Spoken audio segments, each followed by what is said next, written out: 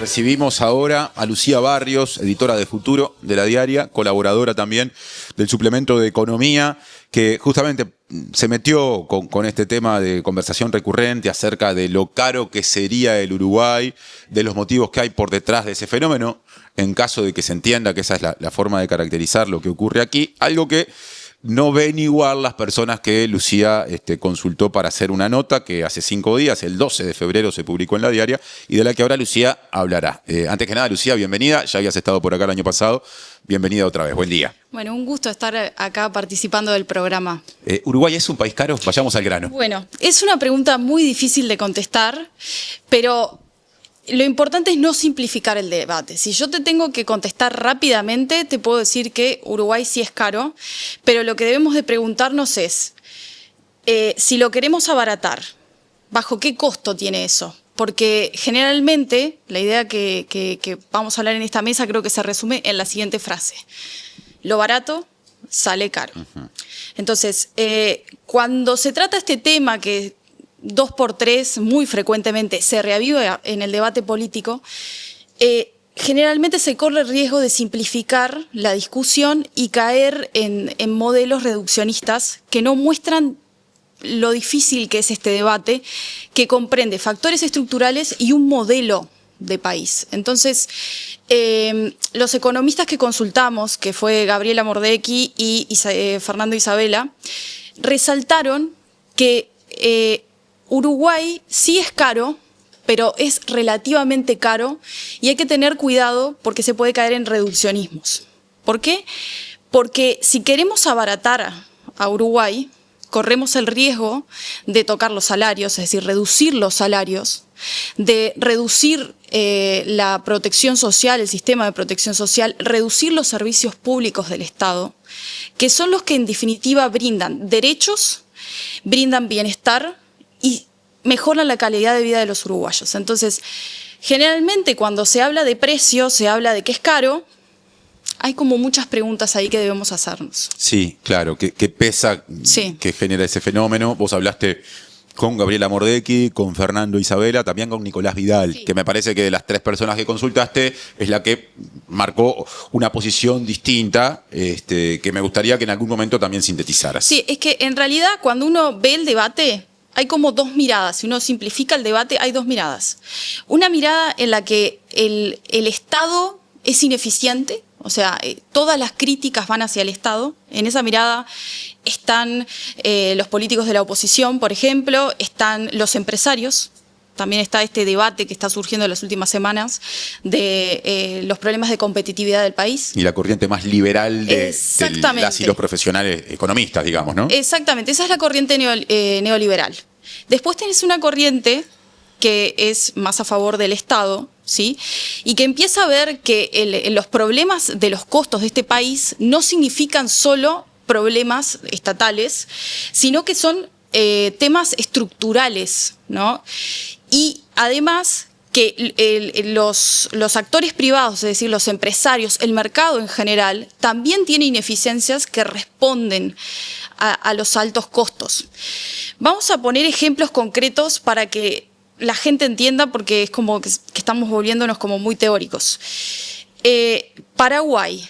Paraguay es un país que a lo largo de su historia ha apostado a tener un Estado, supuestamente para la mirada neoliberalista, eficiente, ha buscado que los impuestos sean bajos para fomentar la inversión. Paraguay, cuando va un uruguayo a Paraguay, puede decir que es barato, o sea, que puede hacer compras baratas. Pero ¿eso significa que el país, Paraguay, sea barato para los paraguayos? No, definitivamente no. Otro ejemplo. ¿Por qué? Porque los salarios en Paraguay son a su vez inferiores que los uruguayos. Esa es la respuesta para eso que decías. Un ejemplo concreto, ¿no? Volviendo a la realidad uruguaya.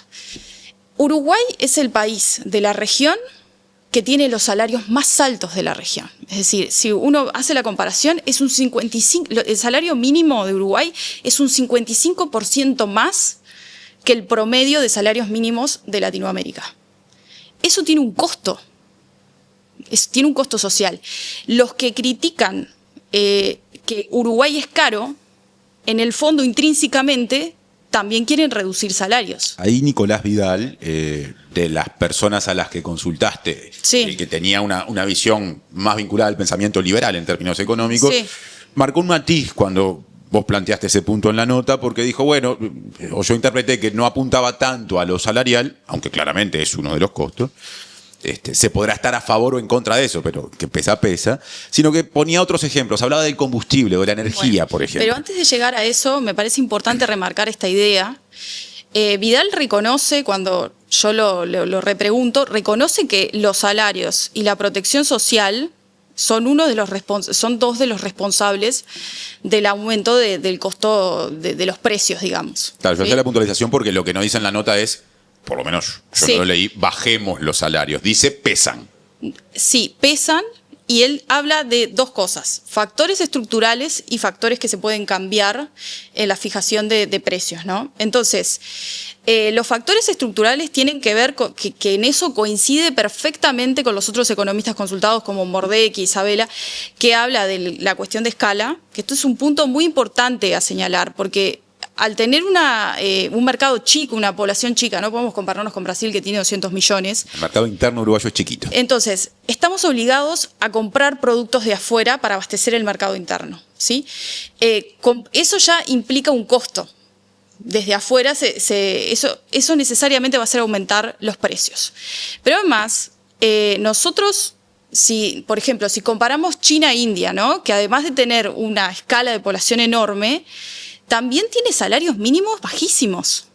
Por eso ellos logran vender los productos al precio que los venden, muy bajos.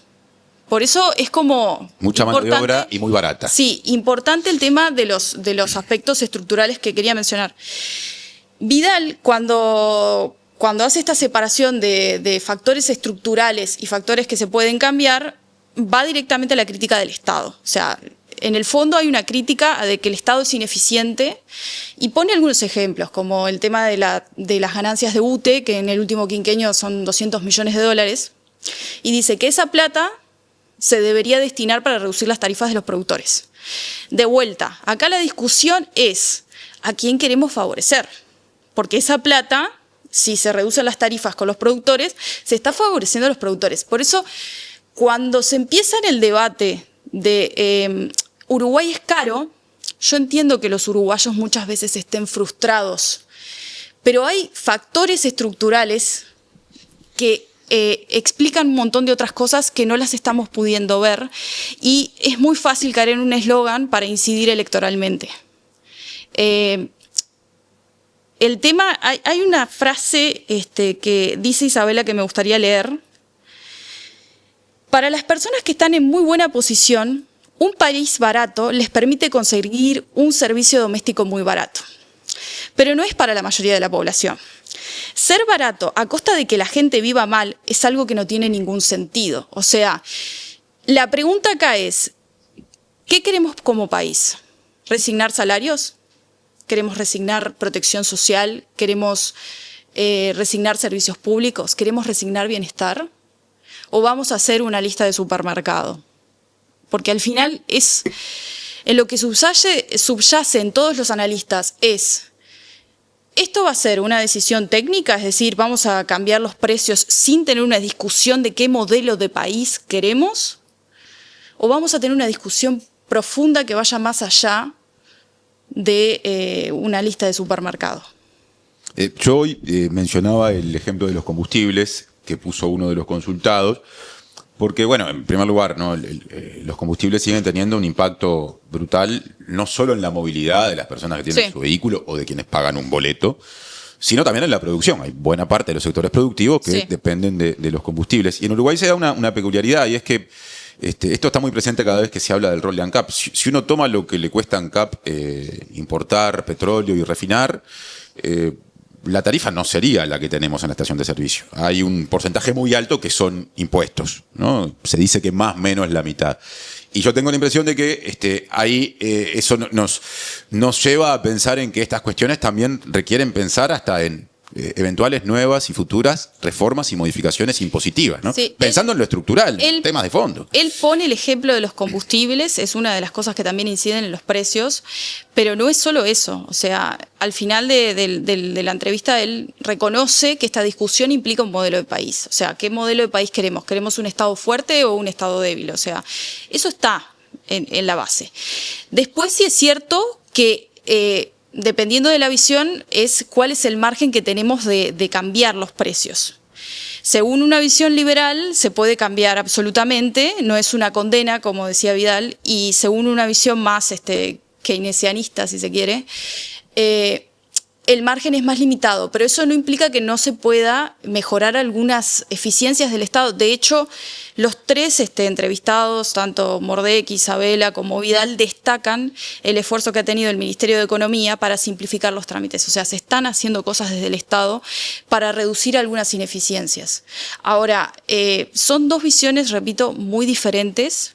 Y cada vez que se discute el costo de los precios, en el fondo debemos preguntarnos el para quién, porque generalmente el para quién beneficia a los empresarios. O sea, toda esta discusión de solo enfocarnos en el Estado no está viendo, por ejemplo, las ineficiencias del mercado. Por ejemplo, en Uruguay, esto es algo que resaltaba mucho Mordecki, en Uruguay hay muchos productos que se consumen que se compran en la frontera de Argentina y de Brasil. Pero cuando llegan a Uruguay y fijan los precios, valen el doble o el triple. ¿Y eso por qué sucede?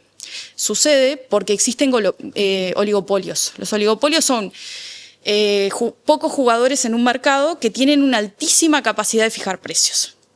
Entonces, ahí, por ejemplo, el precio de los costos de los productos que consumimos, que son importados, no necesariamente tienen que ver con problemas de ineficiencia del Estado, tienen que ver directamente con la actuación que tienen los privados en el mercado. Hay un ejemplo que puso Mordecki que me parece muy interesante, que es que en el primer gobierno del Frente Amplio se impulsaron algunas iniciativas para reducir los precios. Una fue la reducción del IVA y otra fue la eliminación del COFIS, sí, que no me acuerdo el... Que venía del gobierno de Jorge Valle. Sí. Contribución al financiamiento de la seguridad social. Cuando se hizo eso, lo que se vio es que los únicos precios que bajaron fueron los de los servicios públicos. Los privados, es decir, los empresarios, se quedaron con esa plata. Entonces, ¿qué tuvo que hacer el gobierno del Frente Amplio en ese momento? Tuvo que poner algunas medidas para obligar que el beneficio fuera el ciudadano común. Por eso siempre la pregunta es, ¿caro para quién? ¿Y qué significa, qué tenemos que renunciar como sociedad para que sea más barato? Creo que, sin ir más lejos, el ejemplo de Argentina es clarísimo. Voy a poner dos ejemplos de Argentina clarísimos. El primero es, hace muy poco tiempo, los uruguayos iban a hacer compras masivas a Argentina. ¿Eso significaba que Argentina fuera barata para los argentinos? No, definitivamente no. Era cara y es insostenible. De hecho, estaban en una espiral inflacionario en el que los salarios corrían todo el tiempo de atrás, en ese mismo momento en el que para Uruguay era ir al supermercado y llenar autos de productos que cruzaban los puentes, ¿no? Sí, exactamente. Y además, este debate, me parece importante decir el contexto, este debate está emergiendo desde una posición del país vecino Argentina, donde las propias autoridades están haciendo una reforma, un ajuste del Estado brutal, que abarata costos, pero abarata costos para los empresarios. Ni más ni menos la reforma laboral que se está debatiendo en estos últimos días implica un abaratamiento de los costos para los empresarios. Pero eso no implica un beneficio para la población. Así que si vamos a discutir los precios, si vamos a discutir el costo de vida de Uruguay, es importante que discutamos todo y no tengamos una visión sesgada de la realidad. Sobre el cierre, Lucía, otro elemento que las personas que consultaste de distinto modo mencionaron es la política monetaria al momento de discutir esto. ¿Cómo podemos resumir esa parte de la cuestión? Sí, hay un concepto que se llama perdón que soy muy mala para recordar los Está bien, nombres. busque, no hay problema. Estamos buscando el nombre del concepto. Se llama efecto Balassa-Samuelson. Perdón si lo estoy diciendo mal. Ese efecto es un efecto que sucede a nivel global, que significa que los países que son más desarrollados, es decir, que tienen más altos niveles de vida, son países intrínsecamente más caros, que tienen costos de vida más caros. Mientras que los países pobres, ¿sí?, son países más baratos. Ese efecto tiene que ver con que se fortalece la moneda y además eso genera, la moneda local, eso genera también un fortalecimiento del nivel de vida de las personas. Bueno, eso viene ocurriendo en Uruguay y viene ocurriendo con decisiones que no tienen que ver con este gobierno. Viene ocurriendo. El anterior gobierno tampoco modificó eso y tampoco hizo una reforma del Estado. O sea, hay consensos, digamos, entre partidos políticos, o quiero creer que hay consensos, de que esto no se toca y que en realidad no hay margen para tocarlo porque significaría reducir derechos. O sea que la discusión, yo me pregunto si la discusión que se está imponiendo ahora a nivel de la prensa es una discusión meramente electoral o está favorecida con, por ejemplo, factores regionales como la situación en Argentina y el ejemplo de Javier Milei. Me suena muy raro porque durante la administración de Luis Lacalle Pou no hubo ninguna discusión crítica sobre el supuesto Estado ineficiente. Sí, capaz que hay algunas expresiones en el campo más bien de las derechas, de las que todavía no ocupan en Uruguay posiciones mayoritarias, pero sí a veces desafiantes, en el que algo de lo que supuestamente no hizo Lacalle Pou se empieza a plantear. Pero claro, también es cierto que estamos tan lejos del ciclo electoral próximo que en realidad es difícil saber si eso de acá a 3, 4 años aglutina a una cantidad significativa de personas, ¿no? Por ahora sí. Son discusiones que uno ve a veces entre analistas, especialistas o eventualmente en redes sociales. Sí, ¿no? Igual es una discusión que está emergiendo con fuerza. Sí. Se la utiliza de distintas formas. Por ejemplo, los despidos de las multinacionales están empezando a hablar de la competitividad y los costos de las empresas. Está el tema, ahora he visto de forma recurrente que se cita el tema de las certificaciones en Uruguay.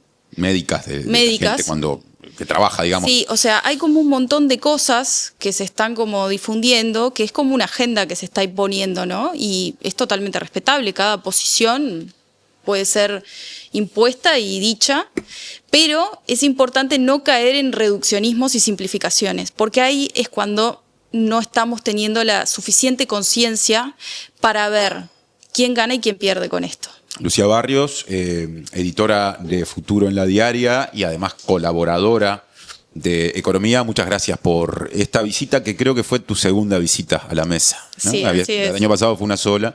Bueno, segunda y bueno, te esperaremos por acá para nuevos enfoques. Hasta la próxima. Bueno, muchas gracias.